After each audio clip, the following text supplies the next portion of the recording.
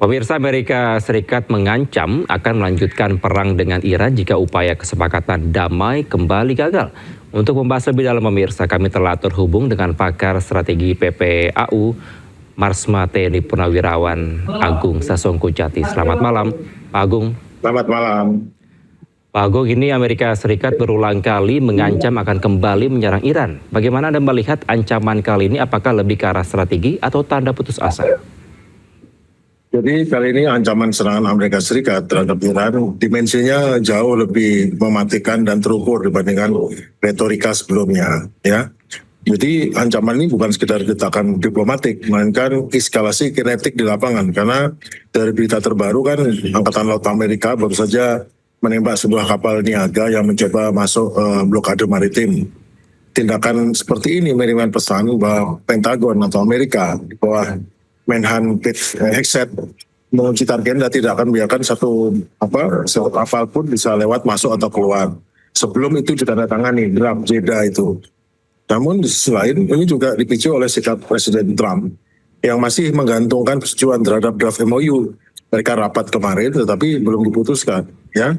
Bahwa dari New York Times menyatakan bahwa Trump itu menggunakan ancaman militer ini sebagai instrumen pemerasan atau extortion, karena memang Trump itu dalam sejarahnya kan tidak mau menandatangani kalau perjanjian itu agak menguntungkan lawannya. Nah, cuman masalahnya ya tentu pasti lebih menguntungkan karena kan posisinya Iran lebih kuat.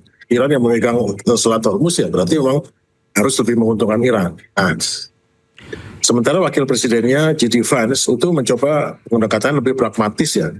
Tapi justru Trump malah memperluas ancaman dengan mengancam Oman. Siapa tahu kalau Oman berani membantu atau bekerja sama dengan Iran untuk mengatur Selat Hormuz dan intinya juga Teluk Persia atau Teluk Arab. Ya. Kemudian juga karena ada masalah juga bahwa Pentagon itu juga agak panik sebetulnya ya, karena ada berita bahwa sebetulnya beberapa pesawat yang jatuh pada minggu atau bulan lalu itu ditembak jatuh menggunakan rudal baru yang dikirim dari Tiongkok. Nah, itu yang menimbulkan masalah karena sekarang nggak bisa sembarangan mau masuk nyerang, tidak semudah itu karena ada kemungkinan yang sudah mulai digunakan pertahanan udara yang lebih canggih yang digunakan dengan bantuan dari Tiongkok ataupun dari Rusia untuk radarnya ya.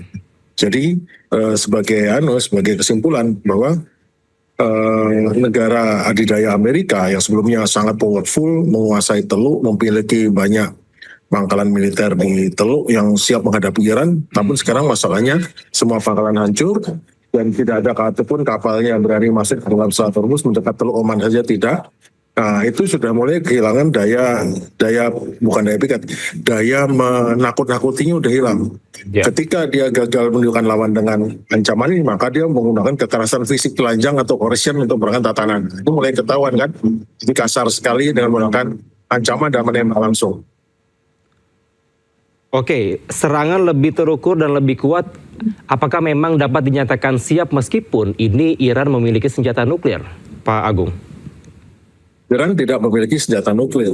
Iran memiliki pertahanan udara yang lebih kuat, yang sudah dibantu oleh dari Tiongkok dan Rusia, sehingga meskipun tidak menjatuhkan dengan spektakuler, tetapi terbukti 48 pesawat militer Amerika, termasuk 23 drone yang mahal-mahal itu sudah dijatuhkan. Jadi praktis meskipun mungkin kurang diperhatikan, tetapi nyatanya tidak ada musuh Amerika setelah Perang Dunia Kedua berhasil menjatuhkan pesawat Amerika banyak sekali seperti ini dalam kondisi. Nah, itu yang membuat masalah. Jadi Amerika itu sekarang mengalami kelelahan imperial atau imperial overstretch. Nah, Amerika memiliki hard power yang absolut, punya pesawat bom B-2 Stealth, F-35, roda Tomahawk. Namun mereka tidak memiliki kemauan politik lagi karena untuk maju perang lagi akan menimbulkan masalah, yaitu masalah bidang ekonomi dan masalah politik dalam negerinya. Baik, bagaimana Anda bisa meyakini Pak Agung Iran tidak memiliki senjata nuklir? Di sisi lain juga dia juga mempertimbangkan adanya uranium ke China sebenarnya. Jadi Iran ini selama hampir mulai perjanjian JCPOA, jadi pada saat JCPOA atau perjanjian untuk pengawasan nuklir Iran tahun 2015 disetujui, itu dia punya uranium hanya 3,67%. Setelah dibatalkan oleh Presiden Trump karena perjanjian tidak menguntungkan 2018, itu Iran langsung memperkayanya dilanjutkan. Sekarang baru sampai 60%. Itu semua itu diawasi oleh Badan Internasional Atom. Jadi itu diawasi. Jadi hampir semua praktis diawasi karena semua pengayaan itu ada CCTV diawasi, diperiksa. Jadi betul-betul diketahui oleh masyarakat dunia. Memang tujuannya Iran bukan untuk membuat bom nuklir, tapi untuk mengancam Amerika. Kalau kamu mau melakukan saya seperti ini, saya bisa buat bom nuklir juga loh. Tapi sesungguhnya dia udah memang tidak pernah hanya sampai 60%, baru dia tidak punya yang lebih dalam lagi. Meskipun dia sanggup untuk membuat itu lebih tinggi lagi kandungan uraniumnya di perkayaan. Baik, Pak Agung, mungkinkah ini Amerika Serikat benar-benar akan melanjutkan perang terbuka melihat nampaknya negosiasi perpanjangan gencatan senjata ini mandek antara Amerika Serikat dan Iran? Gencatan senjata ini tidak mandek, tapi mengambang. Karena memang dibuat ngambang sama Donald Trump. Karena Donald Trump itu kan dia tidak mau membuat perjanjian kalau perjanjian itu menguntungkan lawannya.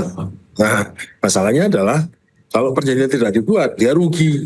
Sekarang kan kalau dulu biasanya kalau lawannya untung, dia berhenti aja gitu. Dia ruginya sedikit. Tapi masalahnya sekarang kalau saat perjanjian tidak ditandatangani dan tidak berlanjut, Amerika rugi besar karena makin lama minyak makin mahal, harga pada naik, nanti ada implikasi kepada ekonomi Amerika, ekonomi dunia, dan ekonominya, dan nanti kepada geopolitik, pada status politiknya dia pada saat pemilu setelah nanti, apalagi ekonomi Amerika bangkrut ya.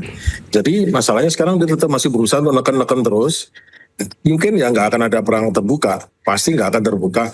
Namun yang terjadi mungkin hanya serangan-serangan skirmish, misalnya serangan-serangan seperti yang kecil-kecilan, nembak sini, nembak situ, kemudian nanti nembak kapal, nembak ini, ya dibalas sama Iran kemarin menghantam Kuwait, menghantam ke ini. Nanti itu yang terjadi sama Israel menyerang Lebanon, modelnya begitu. Jadi tidak ada akan perang besar yang seperti kemarin yang diserang itu, mungkin nggak lagi karena itu sangat merugikan Amerika juga kalau sampai ekonomi terganggu. Baik, Pak Agung, tadi saya sempat menanyakan terkait Iran mempertimbangkan untuk menyerahkan uranium ke China. Menurut Anda bagaimana bila ini terjadi dan kemungkinan hubungan antara China dan AS seperti apa nantinya? Memang kan China sekarang adalah pesaing kompetitor Amerika. Ya nggak ada masalah, China udah punya ratusan hulu ledak nuklir. Kalau dia dapat tambahan uranium disimpan di sana nggak ada masalah kan. Tapi memang yang negara-negara yang memiliki kemampuan itu ya hanya 5 negara pemilik nuklir. Ya jelas nggak mungkin diserahkan ke Perancis sama Inggris yang punya, tapi pasti Rusia dan China. Jadi dulu yang merupakan penggaransi dalam CPOC yang pada bulan tahun 2015 itu kan Rusia. Jadi diserahkan sebagian uraniumnya ke Rusia. Nah, sekarang kalau jadi Cina ya mungkin nggak masalah. Cuman masalahnya adalah Amerika kan mau dia ya. Tapi mau nggak mau yang penting kan nuklirnya tidak di Iran, itu yang paling penting kan. Ya sekarang gini loh, Amerika tuh posisinya lebih lemah. Lebih lemah dalam artian dia juga nggak berdaya mau nyerang lagi, nanti dia juga rugi. Nggak nyerang ini kok lawannya menjadi lebih kuat. Jadi tapi kan kalau memang Iran yang memegang Hormuz di bawah pengendalian dia, ya memang Amerika ya harus tahu posisinya tidak sekuat dulu. Ya maka dia harus memberikan konsesi pada Iran, itu pilihannya. Cuman kadang-kadang kan mereka sangat tidak mau menunjukkan mereka lemah. Nah, ini kan masalah lain lagi gitu. Oke, lalu bagaimana menurut Anda respons dari Iran dengan adanya ancaman-ancaman yang kemungkinan ini akan kembali terjadi? Nah, ini dia. Kan Iran merespon dengan asimetri ya, yang dirancang untuk menimbulkan penangkalan. Dan sudah berhasil kan, selama ini diserang habis-habisan, dibunuh pemimpinnya, tapi sama Iran dibalas dengan pertama mengirimkan rudal dan drone yang secara saturasi sehingga akhirnya kehabisan alat pertahanan di negara Teluk dan di Israel setelah diarang Amerika di pangkalan-pangkalan. Yang kedua juga menutup Selat Hormuz. Nah, Selat Hormuz itu kan nuklir ekonomi itu. Akibatnya bubar jalan semua ekonomi dunia karena 20% minyak dan hampir 30% pupuk dan banyak derivatnya tidak mengalir. Ya, tapi gini sebetulnya Iran sih percaya diri saja karena saya lihat ya dia mempunyai dua domain, yaitu adalah militer asimetris serta diplomasi regional. Di ranah militer dia punya rudal-rudal hipersonik dan balistik serta drone yang tersebar di pengguna satu, dan ini masih utuh relatif, apalagi jumlah drone-nya rudalnya sudah masih 70%. Kemarin aja sudah heboh gitu aja masih itu 30%, sekarang masih 70%. Dia udah bisa ngirim pesan bila Amerika menjatuhkan bom lagi, maka Iran bisa meratakan fasilitas desalinasi di negara Teluk yang mengakibatkan rakyat di negara-negara Teluk, bayangkan dia nggak punya air nggak ada di dalam. Apa yang terjadi? Sehari aja orang nggak punya air. Kalau nanti dibom desalinasinya dan bakalan udara dihancurkan. Kemudian juga ada proksinya, dia punya instrumen atrisi. Dia sementara ini masih belum menyuruh Houthi untuk menyerang. Houthi untuk menutup Laut Merah. Houthi itu yang tahun lalu perang lawan Amerika tuh, Amerika nggak bisa kalahkan Houthi loh. Akhirnya terpaksa perdamaian udah ditinggal aja begitu gitu. Dan belum juga Hizbullah dan segala macam masih kuat, akhirnya bisa bikin masalah. Dan juga dia Menteri Luar Negeri menawarkan tatanan keamanan regional baru. Jadi negara Teluk sudah nggak usah berlindung sama Amerika, tapi bikin persekutuan militer sendiri. Ya itu apalagi setelah Trump mengancam Oman. Artinya kan ini menimbulkan, ya memang harusnya demikian. Ya. Jadi gitu. Pak Agung, tapi benarkah klaim dari AS yang menyatakan bahwa kemampuan produksi rudal Iran ini sebenarnya telah berkurang hingga 85%, dan bagaimana kemungkinan ke depannya bila akan terjadi perang? Apakah memang AS akan menghabisi Iran sepenuhnya atau Iran masih akan tetap bertahan dengan kekuatannya saat ini? Bagaimana mau menghabisi bila senjata Iran rudal itu disimpan di dalam perut ini loh? Itu kan pegunungan ya, sama pegunungan. Nah itu mereka membangun itu gua-gua dari samping. Lalu kalau mau dibom gimana? Mau ngebom dari samping? Mau ngebom di atas itu 500 meter loh tebal tanahnya. Yeah. Itu gimana mau ngebom pakai rudal rudal penembus bumi itu masuknya paling 50 meter. Itu praktis aman. Dan New York Times sendiri mengatakan bahwa Iran masih utuh 70%, dan itu dapat dari intelijen Amerika sendiri. Kan nggak mungkin dia terlalu mengarang ya itu. Jadi 70% itu masih sanggup. Berarti klaim AS tidak benar ya Pak ya?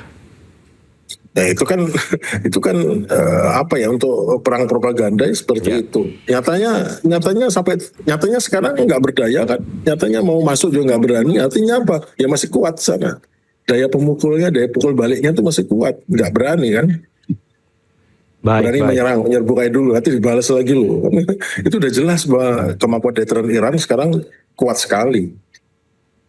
Baik. Terima kasih atas insight Anda, pakar strategi militer PPAU Marsma Teddy Purnawirawan Agung Sasongko Jati telah bergabung bersama kami di Breaking News. Selamat malam Pak, salam sehat selalu. Selamat malam.